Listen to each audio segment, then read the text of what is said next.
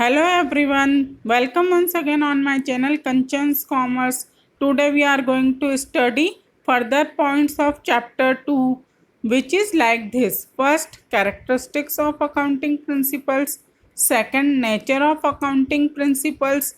Third, significance or advantages of accounting principles. Let's see explanation. First point characteristics of accounting principles मतलब लेखांकन सिद्धांतों की विशेषताएं। अब यहाँ पर हमें नीचे 3 पॉइंट दिए हुए हैं। फर्स्ट, ऑब्जेक्टिविटी मतलब तथ्य परक। अकाउंटिंग प्रिंसिपल सही होने चाहिए, उनमें कोई पक्षपात नहीं होना चाहिए और वह रिलायबल होना चाहिए मतलब विश्वसनीय होना चाहिए, और जिस उद्देश्य के लिए अकाउंटिंग की गई है वह उद्देश्य पूरा होना चाहिए ताकि यूजर्स उस अकाउंटिंग पर विश्वास कर सकें। Second point, relevance and usefulness मतलब संबंधता और उपयोगिता। अकाउंटिंग प्रिंसिपल्स एक जैसे हों और यूजफुल हों मतलब बिजनेसमैन उन प्रिंसिपल्स को जब यूज़ करे उनके आधार पर अपनी अकाउंटिंग प्रिपेयर करे तो वो सही प्रिपेयर होना चाहिए और सबके बीच में मान्य और उपयोगी होनी चाहिए। थर्ड पॉइंट, फिजिबिलिटी मतलब व्यवहारिकता। अकाउंटिंग प्रिंसिपल्स इजी होने चाहिए ताकि उन्हें यूज़ कर कर अकाउंटिंग प्रिपेयर की जा सके और सबकी समझ में आसानी से आ सके वह अकाउंटिंग। उनमें व्यवहारिकता होनी चाहिए मतलब एक जैसे होना चाहिए अकाउंटिंग प्रिंसिपल्स। जैसे यहाँ पर एग्जाम्पल के तौर पे कोई असेट्स है, जब उस असेट्स को हम बैलेंस शीट मतलब चिट्ठे में दिखाएंगे लिखेंगे तो कॉस्ट में से डेप्रिसिएशन हटाकर मतलब माइनस करके दिखाएंगे। अगर हमने उसे मार्केट वैल्यू मतलब बाजार मूल्य पर दिखाया तो वह सही नहीं होगा, क्योंकि मार्केट वैल्यू तो बदलती रहती है रोज रोज या कुछ महीनों में समय समय पर बदलती रहती है, जिसकी वजह से अकाउंटिंग गलत हो सकती है। Second point, nature of accounting principles मतलब लेखांकन सिद्धांतों की प्रकृति। अब यहाँ पर भी नीचे कुछ पॉइंट दिए हुए हैं। जैसे first point, man made principles मतलब मनुष्यकृत सिद्धांत। ये अकाउंटिंग प्रिंसिपल्स मैन मेड होते हैं मतलब हम इंसानों के द्वारा बनाए हुए होते हैं। यह किसी लैब में नहीं बनाए जाते या फिर इनको परखने के लिए किसी लैब में नहीं ले जाया जाता है। सेकंड पॉइंट, इवॉल्विंग मतलब विकासशील। अब यहाँ पर इस पॉइंट में समझा रहे हैं कि अकाउंटिंग प्रिंसिपल्स पर business procedure, convention, traditions, practices का गहरा प्रभाव पड़ता है। कहने का मतलब यह है कि बिजनेस की क्या प्रोसीजर है, क्या प्रथाएं हैं, किन धारणाओं पर बिजनेस किया जा रहा है, इन सब का गहरा प्रभाव पड़ता है रूल्स एंड प्रिंसिपल्स पे मतलब नियमों और सिद्धांतों पर। इसलिए टाइम टाइम पर इन रूल्स एंड प्रिंसिपल्स में बदलाव किए जाते हैं।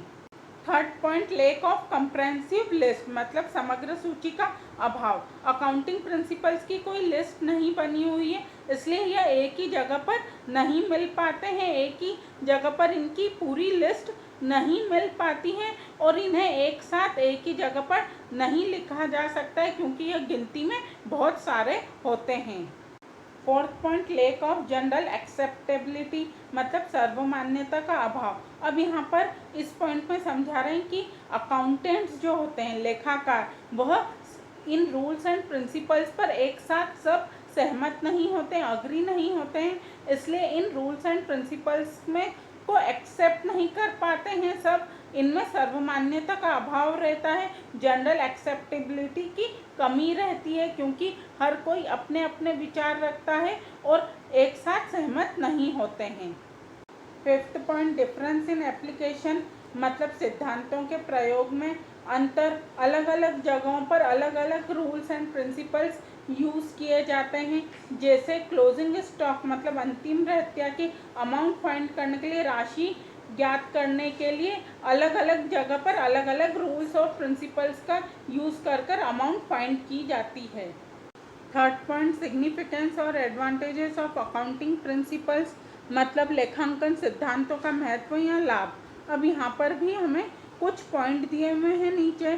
फर्स्ट पॉइंट, फॉर इन्वेस्टर्स मतलब निवेशकों के लिए। अब अकाउंटिंग प्रिंसिपल्स निवेशकों मतलब इन्वेस्टर्स के लिए कैसे यूजफुल है। जब भी कोई इन्वेस्टर मतलब निवेशक अपना पैसा इन्वेस्ट करना चाहेगा किसी भी बिजनेस में, तो बिजनेस के फाइनेंशियल स्टेटमेंट को देखेगा, आर्थिक विवरण को देखेगा, बिजनेस की फाइनेंशियल पोजीशन को जानेगा। अगर अकाउंट्स पूरे रूल्स एंड प्रिंसिपल्स को फॉलो कर कर तैयार किए हैं बिजनेसमैन ने, तभी इन्वेस्टर को बिजनेस की सही जानकारी मिलेगी, सही कंडीशन पता चलेगी और वह यह डिसाइड कर पाएगा इन्वेस्टर कि कहाँ पर उसे अपना पैसा इन्वेस्ट करना है, कहाँ पर उसका पैसा सुरक्षित रहेगा।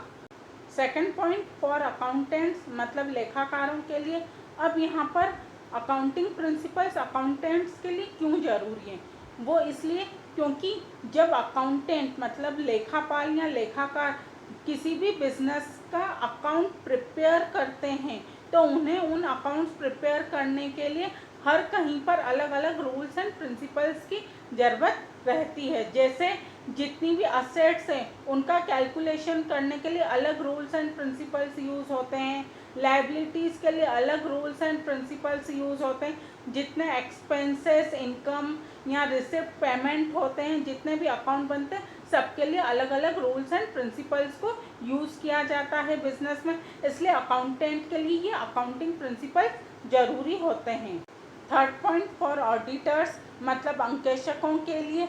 अब बिजनेसमैन के द्वारा जो अकाउंटिंग प्रिपेयर की जाती है, उस अकाउंटिंग को ऑडिट करवाना भी ज़रूरी होता है, मतलब चेक करवाना भी ज़रूरी होता है, और उन अकाउंट्स को ऑडिटर ही चेक करते हैं। पर ऑडिटर्स भी इन रूल्स एंड प्रिंसिपल्स के आधार पर ही उन अकाउंट्स को चेक करते हैं। अगर अकाउंट्स पूरे सही नियमों और सिद्धांतों को लेकर बनाए गए हैं, तैयार किए गए हैं, तो ऑडिटर्स को भी इन अकाउंट्स को चेक करने में आसानी होती है और हेल्प मिलती है।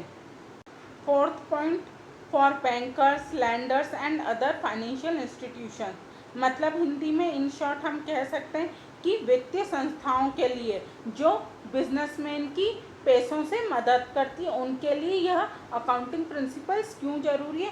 तो यहाँ पर कहने का मतलब यह है कि जब भी कोई बिजनेसमैन किसी भी फाइनेंशियल इंस्टीट्यूशन से पैसा लेने जाता है या किसी बैंक से, किसी मनी लेंडर से, तो वह बैंक, मनी लेंडर या फिर कोई भी संस्थान पैसा बिजनेसमैन को तभी देती है जब वह बिजनेस के सारे अकाउंट्स चेक करती है, पूरे अकाउंट्स रूल्स एंड प्रिंसिपल्स को फॉलो करते हुए बनाए हुए होने चाहिए, तैयार किए हुए होने चाहिए। अगर उनसे सही इन्फॉर्मेशन मिलती है, मतलब सही जानकारी मिलती है बिजनेस की कि बिजनेस का कितना प्रॉफिट है या फिर लॉस है, बिजनेस कैसा चल रहा है, कितनी इनकम है, कितना एक्सपेंडिचर है, कितनी रिसिप्ट हैं, कितने पेमेंट हैं, कितने क्रेडिटर्स हैं, डेटर्स हैं, इन सब के सही से जब जानकारी मिलती है और बिजनेस हमारा लोन पे कर पाएंगे कि नहीं, तभी वह संस्था या वो बैंक या वो लेंडर बिजनेसमैन को पैसा देती है। Students, I hope these points are clear to you. This chapter will be continue in next video with further points. Like, share and subscribe my channel. Thank you.